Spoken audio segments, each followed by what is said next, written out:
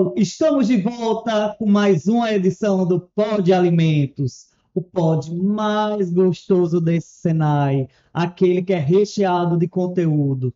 E hoje a gente está com visita, Andréa, nossa primeira visita totalmente especial. Já já apresentou ela, mas para você que está aí do outro lado, pode estar perguntando: cadê Aureliano? Aureliano hoje está aqui nos nossos bastidores ajudando a gente na produção desse conteúdo incrível para você, né? Mas para quem ainda não me conhece, está chegando aqui pela primeira vez, eu sou Moza e estou conduzindo esse podcast juntamente com a minha companheira Andréa. Tudo bom, Tudo Andréa? bom, Mozart? Tudo bom? Nossa convidada especialíssima. Tudo Olá, bom. pessoal. Pois é, especialíssima mesmo. Ela é doutora, viu, gente? Não é para pouca coisa, não, é para muita coisa, né? O nome dela é Shirley Nunes. Ela é técnica em saneamento pelo IFRN, graduada, mestrada e doutora na engenharia química pela UFRN, além de ser docente da UFRN. Além disso, achando pouco, ela é conselheira do Conselho Regional de Química aqui do estado. Shirley, esqueci de alguma coisa ou tem algo mais, aquela cerejinha do bolo que você quer dizer aqui? Primeiramente, obrigado e seja muito bem-vinda ao nosso podcast. Obrigada, agradeço demais o convite, estar aqui nessa mesa chiquíssima, né? Com pessoas tão especiais, né? Com essa troca. E o mais importante de todo o convite é poder eh, trocar essa ideia, né? E chegar a tantas e tantas pessoas, né? Então, assim, mais uma vez, agradeço demais o convite. Falei alguma coisa errada, tá tudo ok. Falei tudo certinho mesmo. Falou, tudo certo. Tá bom, Shirley. Muito obrigado. E assim, o tema, né, gente? A gente trouxe essa convidada super especial, mas qual é o tema, né? Qual é o tema desse podcast? A gente vai falar sobre alergênico, né? É um tema que ele é totalmente intrínseco no nosso dia a dia. Eu ia falar atual, mas assim, a gente estava até revisitando aqui nos bastidores, a conversa começou há um certo tempo, mas é porque às vezes a gente não ouve falar tanto no nosso dia a dia, embora ele esteja presente, que às vezes a gente acha que é algo que chegou há pouco tempo na nossa mesa, na indústria de alimentos, nos bares e restaurantes, mas não, né? Essa discussão começou lá atrás, há muito tempo. Mas, para começar, da gente ter esse pontapé inicial, acho que a gente precisa entender o que seria um alimento alergênico, o que seria uma alergia, o que seria algo do tipo, né? Então, Shirley, com toda a sua experiência, né? Como você hoje em dia diria para uma pessoa que está nos ouvindo lá, o que seria um alergênico? Hoje tem muitos pontos, né, que a indústria e a sociedade acaba conhecendo, né, que nunca deixaram de existir, obviamente, mas hoje, ó, claro que com a mídia, né, e a rede social está muito difundida, a gente acaba chegando a esses pontos até a gente. Então, hoje você fala alergia, intolerância, né? Ocorre uma confusão em relação a isso. Aí, o que é alergia, o que é intolerância? Então, a alergia, digamos que tem uma relação imunológica, e a intolerância é uma relação enzimática, né? Então, quando a gente fala, ela tem intolerância a tal produto, enfim, vamos supor, lactose, né? Que todo muito conhecida. Ela tem uma situação relacionada com a enzima que quebra, né? Digamos, essa cadeia, né? Esse carboidrato que seria a lactose. E a alergia, né, como você perguntou, é uma situação imunológica. Então, o corpo, ele devolve uma resposta, né, por não digerir, não reconhecer aquele alimento, ou, obviamente, a cadeia que forma aquilo ali, né, quimicamente Sim. falando, mas ele não reconhece. Então, ele tenta ali Uhum. brigar, né, com aquele alimento dentro do organismo, obviamente, e gera uma resposta através de tantos e tantos sintomas que a gente já conhece. Então, um é enzimático e o outro é imunológico. Entendi, Sheila. Então, assim, de uma maneira bem leiga, vamos supor que o imunológico é uma questão que, por exemplo, às vezes eu já nasci com aquela predisposição, digamos assim, né? com aquela propensão, como a gente diz, a ter esse tipo de alergia. O imunológico, o enzimático, eu estou entendendo que não necessariamente eu nasci assim, eu posso adquirir ao longo da vida, né? Como a questão que você trouxe aqui da lactose. Eu posso, no início, né, vir com aquela enzima, que é a lactase, né, que vai quebrar a molécula de lactose em duas outras moléculas que a gente vai conseguir digerir, né, Isso. com mais facilidade. Mas isso aí eu posso, inclusive, surgir depois que a gente chama comumente depois de velho, né? A gente diz, depois de velho apareceu tal coisa, ai, depois de velho eu estou intolerante a tal, depois de velho eu estou alérgico a tal coisa. Então, Na é. adolescência também acontece muito, né? Uhum. E aí, eu acho que todo mundo aí já começou a se identificar com esses termos, né? Enzimático, seja a intolerância, seja a alergia em si, né? E além disso, a gente tem uma terceira condição, né? Que é, acho que até uma condição própria sua, né? Que é ser uma pessoa celíaca, né? Que ela está muito mais voltada a uma doença autoimune, né? E assim, quando a gente escuta doença autoimune, a gente pensa logo naquelas doenças super graves que vai acabar com a nossa vida, que a gente não vai ter vida, enfim. Me ajuda a explicar para quem está do outro lado como é essa questão dessa doença autoimune, principalmente na ótica do celíaco. Então, a doença celíaca, né, como você já falou, é uma doença autoimune. E o que seria, né, essa autoimune? O próprio organismo, ele ataca, né, aquela substância, no caso que no doença celíaca é o glúten, né, que está ali no organismo, porém, ela também, diferente de uma sensibilidade, né, ou de uma alergia, ela ataca também o meu intestino, no caso, o meu sistema, né, meu órgão, no caso. Uhum, Então, ela tem essa diferença. Ela ataca o próprio organismo, né? Diferente Exatamente. da alergia, que vai, o sistema imunológico vai tentar atacar aquela proteína, geralmente é proteína, né? No Isso, caso das caseínas do leite. isso. No caso, então, da doença celíaca, o sistema imunológico vai atacar o próprio organismo. Isso, ele ataca o glúten e também ataca as vilosidades, no caso, né, a parede do intestino, né? Então, seria a diferença, né, que no caso aí, para todos os alimentos, a gente fala muito alergia e intolerância, né? Como a gente já falou aqui, da enzima ou né, desse ataque imunológico. Aí, para o trigo e seus derivados, a gente tem a alergia, a intolerância e tem a doença celíaca. Então, ela abre ainda mais um pouco. No uhum, caso do trigo e derivados, que é o derivado, né? Cevada, malte, aveia, né? Centeio. Centeio. E aí, essa é a diferença. Então, no meu caso, por exemplo, tem uma pessoa que é alérgica, né? Então, ela vai ali, o glúten, ela uhum. come, aí o sistema dela não digere, não identifica como uma pessoa do bem, e aí ela vai e começa a produzir, né, histamina, né, substâncias tóxicas para combater esse glúten. Certo. E por aí fica. Uhum, No caso da doença celíaca, ele produz, né, um ataque ao glúten, só que ele ataca o glúten e ataca a parede do intestino também. Então ele sai atacando todo mundo sem distinção. E uhum, aí o que é que acontece quando ele ataca essa parede do intestino? Então, a gente chama de vilosidades, que são umas montanhas, né, que a gente tem, e é nessas montanhas que ela absorve os nutrientes, uhum. né? E aí, ao passo que quando você vai consumindo, ele vai atacando, essas velocidades vão perdendo o tamanho, vão achatando, o que a gente fala.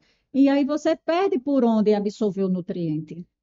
E aí o que é que acontece? Aí começa uma reação em cadeia. Então você não absorve o nutriente, aí você não metaboliza, como é para metabolizar, e aí começa a ter uma desregulação hormonal, enzimática, porque você não tem outros agentes ali para ajudar as enzimas a atuarem, e acaba que ela vai se tornando sistêmica, né? A um longo prazo, se você continuar ou ingerindo glúten, ou depois que a gente pode até estar falando da contaminação cruzada, você vai desenvolvendo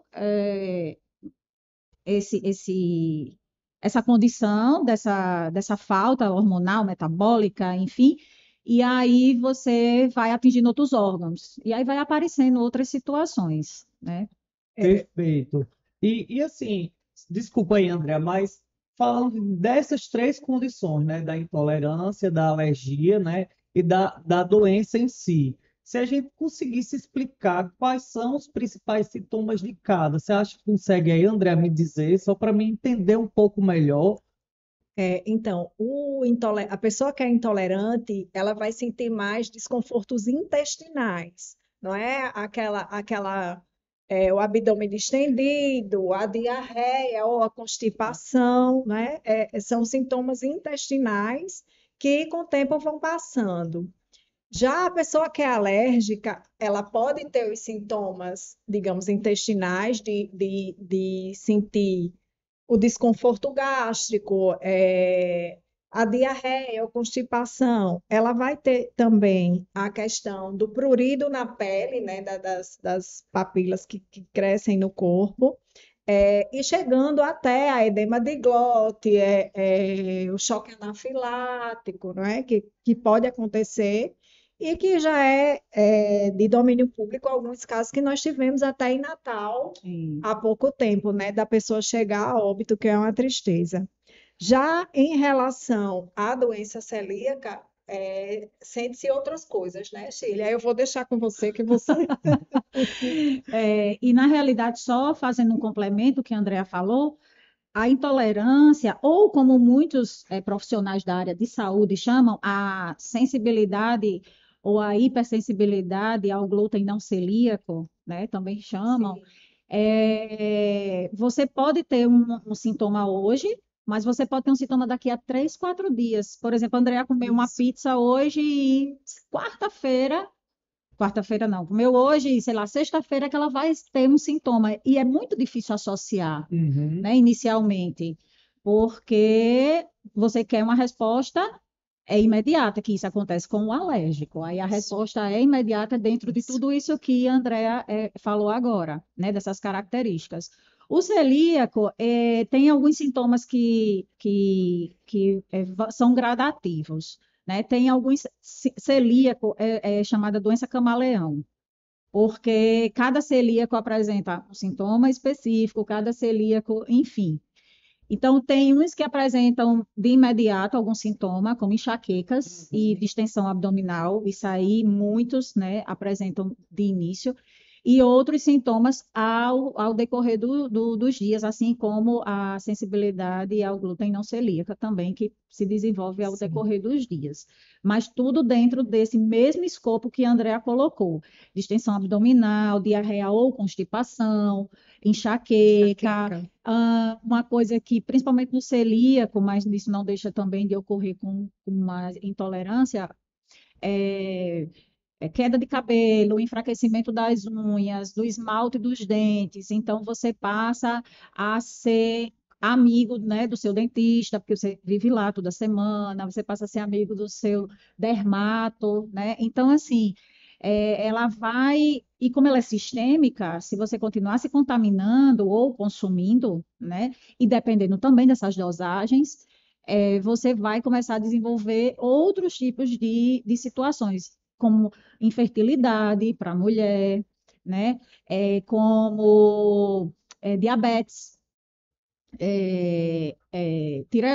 hipertiroidismo, Sim. hipotiroidismo, né? Então, outras doenças, até chegar, né, nos casos mais graves, que seria, né, o câncer de intestino, né, que já aí, realmente, inclusive na minha família, né, eu já tive 3 tios que faleceram de câncer de intestino, e até então os diagnósticos eram fechados quando já estava ali com o carcinoma, né? E quem garante que eles não eram Sim, Sim, celíacos, né? sim. E nunca observaram, por quê? Porque ela não tem um sintoma específico, ela tem a enxaqueca, mas enxaqueca é porque você está preocupada, é porque você está com isso, é porque você está, né? E outras situações também. Isso aqui é por conta da lactose, que você é Uhum. intolerante. Então, ninguém associa diretamente com a doença celíaca, né? Nos Estados Unidos, esses diagnósticos para fecharem chega a cerca de 10, 11 anos, por conta da dificuldade dos sintomas dos Da pacientes. diversidade da sintomatologia. Exatamente. Eu não sei se você sente, eu vou falar agora como uma pessoa que tem sensibilidade ao glúten não celíaca, mas duas coisas que eu acho terríveis: a enxaqueca Sim, e o nevoeiro mental. isso. Tem, assim, às vezes a gente come alguma coisa sem saber, né, que está contaminado por uma contaminação cruzada e é como você diz, não é no mesmo dia, não. Geralmente leva 1, 2 dias. Então, assim, é aquela dificuldade de raciocínio, de lembrar um termo. Você quer falar uma palavra e fala outra. Isso. Hum. Isso acontece muito, e ataxia cerebelar também, em alguns celíacos, que é como se fosse uma massa cinza no cerebelo, e remete um pouco a essa situação também de equilíbrio, né? E tem muita associação com sintomas neurológicos também, Sim. né? Uhum. Tanto a doença celíaca quanto dependendo do grau, né? A sensibilidade ao glúten não celíaco, mas mais o celíaco, né? Porque ele como é autoimune, ele destrói as velocidades, como eu já expliquei. Então, ele mexe um pouco com essa questão metabólica, né? E essa questão hormonal. E realmente existem muitas associações, muitos estudos já aí confirmados, né? Toda essa situação com algumas situações neurológicas de diversas patologias. Entendi, Sheila. Então, assim, é basicamente, eu estou entendendo a complexidade do negócio, né? Na verdade, eu estou entendendo melhor, né? Porque eu acho que é um processo, Sim, inclusive, sim, cultural, que a gente, todo mundo precisa abraçar para entender. Porque eu entendo que a doença autoimune, ela pode muito no início se assimilar a uma alergia, uma intolerância, né? Então, isso vai dificultando o diagnóstico, e como ela pode ter essas outras variações, vai dificultar mais ainda.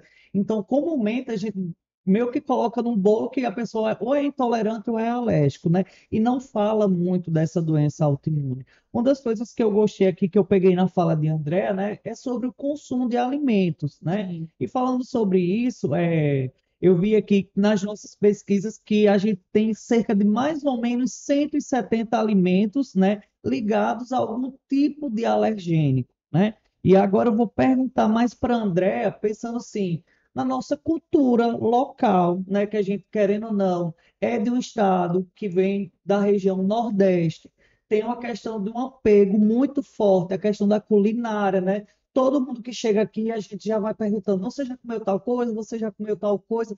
Tem tanta essa parte cultural envolvida, a parte econômica, né?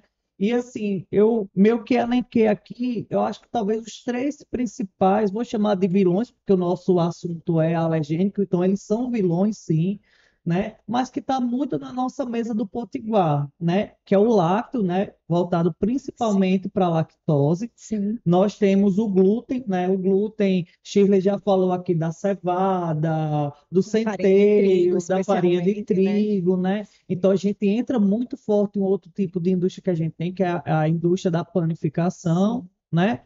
E além de tudo, né, para fechar esse combo da lactose e do glúten, nós temos os crustáceos, Os né? Que a gente, crustáceos. nós somos conhecidos como comedores De de camarão, camarão, né? do Então, assim, potiguar.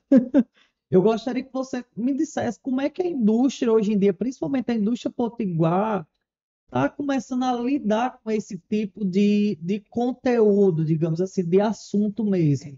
Eu acrescento aí mais um alimento que é bem assim da nossa cultura, que é a castanha do caju, sim. né? Sim, Castanha. É verdade, bem da nossa verdade. cultura também. Então, assim, existem alguns desafios. Primeiro, a questão da transparência da informação, desde o fornecedor, né, de todos os elos da cadeia da indústria de Sim, alimentos, mas desde o fornecedor das matérias-primas, dos insumos, das embalagens. Hoje a gente estava conversando, por exemplo, tem gente que se especializa na produção de alimentos sem glúten. Ok, usa farinha sem glúten, tudo sem glúten. Vai passar um desmoldante naquela assadeira e usa um desmoldante, aquele desmoldante em spray, que geralmente leva farinha de trigo na sua formulação. Ou usa um corante ou algum aditivo que o carreador é a base de farinha de trigo, né? Que aí, quer dizer, bota tudo a perder. Então, assim, a nossa indústria ou as unidades de alimentação, seja as UANs, né? O que for, precisa primeiro ter uma parceria muito boa com todos os elos da cadeia produtiva, desde os seus fornecedores de matérias-primas, de insumos, de embalagens, a questão do transporte também dessas matérias-primas, desses insumos, dessas embalagens, o armazenamento naquela empresa ou naquela unidade, a manipulação. Então, precisa ter manipuladores muito conscientes da importância desses controles, não é? O controle da higiene desses equipamentos, o controle das instalações, se ela produz alimentos com algum tipo de alergênico, quer produzir alimentos sem alergênicos, ela precisa ter todo um controle, que daqui a pouco a gente fala mais sobre isso, que é outro assunto. É verdade. O armazenamento desses produtos dentro dessa unidade e o transporte desses produtos. E a clareza da informação para o consumidor. O consumidor, ele precisa, é caso Sim, de vida e vida, eu não gosto de vida e sim, morte, sim, de vida e vida, sim. ter a informação precisa do que está ali naquele alimento, né? Porque eu acredito que eu já enfrento alguma dificuldade, todo mundo enfrenta. Se ele tem um lugar aí de fala em relação a essas dificuldades que são encontradas no dia a dia, não é? Tanto no restaurante, como, por exemplo, para comprar um produto industrializado. Então, assim, a indústria tem que ter essa parceria, tem que ter essa análise de risco desse processo produtivo como um todo, e tem que ser transparente com o seu cliente. Acho que isso Perfeito. E você que está aí do outro lado, você tem alguma alergia? Já se identificou com alguma dessas condições? Você sente alguma dificuldade em encontrar algum alimento? Bote aí no chat, que quando a gente puder, a gente vai lhe responder com todo carinho. Mas, Andréa, você falou disso, né, de todo esse contexto industrial, mas isso chega para a indústria como algo recente mesmo? As indústrias já estão tendo esse tipo de visão para se trabalhar ou não? Na verdade, isso já é bem antigo, né? Mas no Brasil a gente começou a falar disso com mais frequência, até motivado pela sociedade civil organizada, Sim. né? A primeira legislação que fala de alguma coisa a respeito, se eu não me engano, é de 2003, que é a 10.000 e a do glúten, que obriga, vou olhar aqui na minha cola, gente, a 10.674, ela é de 2003, da Anvisa, que é aquela frasezinha que é obrigatório ter no rótulo, contém glúten ou não contém glúten, né? Uma preocupação especialmente com as pessoas que têm a doença celíaca. Depois, em 2014, a gente teve uma outra evolução também, uma junção da sociedade civil, de pessoas, de responsáveis, pais, enfim, de pessoas que têm algum tipo de alergia, de intolerância ou de doença autoimune, né, junto com o Instituto de Defesa do Consumidor, também algumas organizações, que foi daí que a gente teve a primeira legislação de rotulagem de alergênico em alimentos, que na verdade o que a gente tem hoje, até hoje, né? Depois da revisão da legislação, que foi em 2022, com a 727, é uma legislação de rotulagem. Mas essa legislação, gente, ela é importantíssima, porque o rótulo é informação para o consumidor, é a forma da indústria se comunicar com o consumidor. Então, é dali que aquele consumidor ele vai tirar as informações e saber o que é seguro ou não para ele. É, é, é algo assim que, como você disse, começou a ser discutido lá atrás, mas é algo muito recente. Se a gente olhar aqui uma escala de tempo, a gente tem uma curta escala de Isso. tempo aí, inclusive de evolução, Pouco né? mais de 10 anos, né? Não chega. Exatamente, pouco mais de 10 A anos. primeira, de 2003, a gente já tem aí mais de 20, né? É, Já estamos em 2025. Mas dos demais alergênicos, e isso citando os que são mais comuns, né? Isso. Que isso exatamente. também varia de país para país, Exato. inclusive. E aí, André, falando sobre isso, mas eu gostaria agora de saber de Shirley, você como pessoa, né? Já que a gente está vendo que essa evolução é meio que recente, como foi que você descobriu? Não sei se fala assim, condição, você tem uma condição celíaca ou não? Você é celíaca? Existe algum termo, digamos assim, mais correto, né? A gente tá no politicamente correto, a gente às vezes fala muito assim no É. nosso dia a dia, algumas linguagens coloquiais, e fica assim, ah, você está numa condição, não é? Como é que é? E como você realmente descobriu isso? né?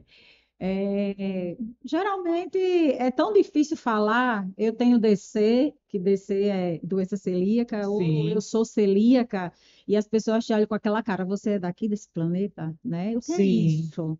Né? Muita gente olha para você e fala assim, não, mas não tem leite, né? Não, mas não tem queijo. Então, realmente, é como a Andrea fala, é uma falta de informação, isso é nítido, né? Mas para que chegue a toda a sociedade, independente de classe social, idade, escolaridade, qualquer coisa, porque tem muita gente com um alto nível de escolaridade que também desconhece, porque não é algo que atinge 1% da população, então é muito difícil todo mundo, né, conhecer, saber e principalmente entender, né? uhum, Mas é um trabalho, não só doença celíaca, mas qualquer alergênico ou a questão até da intolerância, começar realmente, né, todo esse trabalho desde a criança ali sim, e de diversas formas com a sociedade e principalmente com a indústria. Né? A indústria também, a Andrea estava falando aqui, eu estava respirando fundo, porque essa questão da rotulagem, apesar das resoluções, né, apesar de leis, apesar, né, de ter associações ali pedindo e implorando, né, digamos, para que se tenha essa informação e que seja verídica, né, ainda existem muitas lacunas por falta de conhecimento e por falta de realmente, digamos assim, um entendimento por parte não só da indústria, e sim também dos funcionários, porque sim, às vezes a indústria ela tem uma política que ela passa isso para o funcionário. Eu já fui vítima, não vítima por maldade, né? Mas pela falta de informação do funcionário ou desatenção e doença celíaca, ou até as alergias necessariamente, o intolerante também, mas o intolerante, o sistema imunológico dele, na realidade, o sistema dele, os órgãos, ele está ali preservado, uhum, né? sim, sim, E no meu caso, não, ele é atacado. Então, por exemplo, a Andrea, ela vai sentir os meus sintomas, né? Mas ela está com o sistema dela preservado, eu não. E isso aí já vai resultar naquilo que eu já expliquei sim. a você metabolicamente. Quando eu descobri, fazia ingestão do glúten e eu perdi assim cerca de 12 quilos em 2 meses e meio, por volta de 2 meses e meio, menos de 90 dias, eu perdi quase 12 quilos, né? Uhum. E aí minha vida sempre foi muito corrida, aquele negócio. Na época eu inventei de ser tenista, né? E aí eu disse, não, aí disse, não, vou ser tenista. Não, não tenho fôlego. Aí fui para uma academia para fazer o cardio. Não, é Sim, porque aí trabalhava, aí tinha filho e tá. Aí não, é porque minha vida tá muito agitada, a minha vida, então eu tô perdendo peso e tal, não tô me alimentando direito. Mas eu não consegui associar aquela diarreia, aquela constipação, aquelas dores de cabeça, aquela irritabilidade e sim, até aquela depressão, Sim. uhum, né? Porque, como eu falei, atinge, A né? caríssima nutricional, porque não absorve os nutrientes, as vitaminas, os hormônios, Exatamente. E aí, tudo isso e nada a queda associava. da vitamina D e B, É. né? Então, todo celíaco e também a sensibilidade ao glúten celíaca, ele tem, assim, é certo, vitamina D baixa, vitamina B12 baixa, ferritina baixa, e tudo isso está associado a essas questões, cansaço, depressão, papapá, né? Então, sim, sim, você descobre. Fui ao médico, fiz todos os exames, e o médico, eu estava tão característico para o profissional que ele olhou assim, olha, você vai fazer esse exame, e quando eu fiz endoscopia e colonoscopia de uma vez só, né, porque a doença, muitas vezes você diz, vou fazer endoscopia, não deu nada, tá, não sei o quê. sim, Mas existem regiões específicas para o profissional analisar, que é onde vê essas vilosidades, essas uhum, atrofias. que é a segunda e a terceira região lá do duodeno, né? Sim. Então, aí sai, sei lá, Ou seja, gente, qualquer coisa, dê um Google aí, viu? Vai lá no livro de biologia, dá uma pesquisada, mas é um negocinho que realmente a gente tem aqui O dentro, que é o sistema que digestório. vai nos ajudar, inclusive, a chegar nesse é diagnóstico, uma não região é, que fica Shirley? no início do intestino delgado, que fazer igual assim, uma linguagem bem popular. Uhum. Aquele intestino que é aquela tripa bem grandona que fica ali, Sim, pronto, é no início dele, é a região, principalmente que eles fazem essa análise, né? E aí tem uma leitura que eles fazem que é 4 níveis, né? Dessa que ele chama MESH, a altura, né? Dessa uhum, o meu já tá, são 4, o meu já estava na terceira, então eu estava muito, muito por isso a sim. perder tanto peso em pouco tempo, porque eu não absorvia mais, né, realmente nada. Em criança é desnutrição, né? E causa muitos problemas com desenvolvimento cognitivo Sim, né, e de altura também, de estatura. Então, assim, é uma doença que tá no gene, sim, né? É uma doença autoimune, mas ela é genética, sim, certo? Porém, você pode viver e morrer sem gatilhar, digamos, sem acionar essa doença, entendi. né? Então, assim, quem é parente, inclusive, de primeiro grau, de pessoas, né, que são celíacos, tem que sempre estar fazendo exames para estar investigando como está, principalmente essas vilosidades Ótimo. Ótimo, não no sentido assim. porque Ótimo, tem essa ótimo pela sua excelente explicação. A verdade é isso, né? Porque assim, eu sou, embora atue na área, eu sou um pouco leigo nesse assunto. Um pouco, lógico, eu diria que eu sou muito leigo e realmente eu estou entendendo o que você está me falando. Mas eu gostaria de saber agora um pouquinho mais sobre você, né? Você falou na sua fala aqui que você tem uma filha dentro da sua casa. Como é que é essa questão, né? Desse controle. Ah, é só você que tem?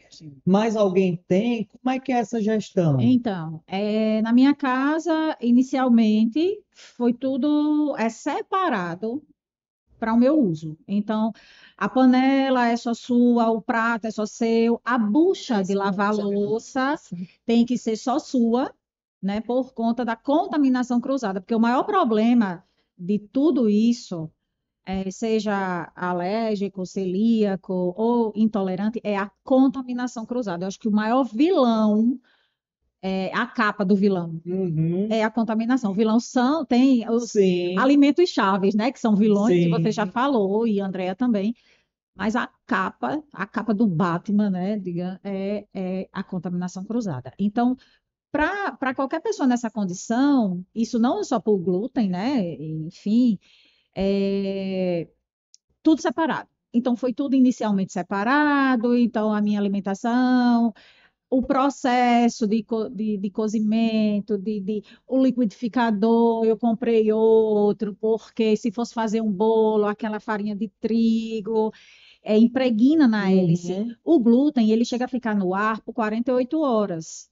Então, é um mega, mega, mega super vilão, né? Sim, sim. Então, por mais que você muitas vezes faça asepsia, mas se você fez o uso ali, aquele depósito do particulado vai, em algum momento, daqui a 2 dias, ainda está se depositando, né, No no ambiente. ambiente. E aí, inicialmente foi feito assim, mas deu realmente muito trabalho, era muito cansativo.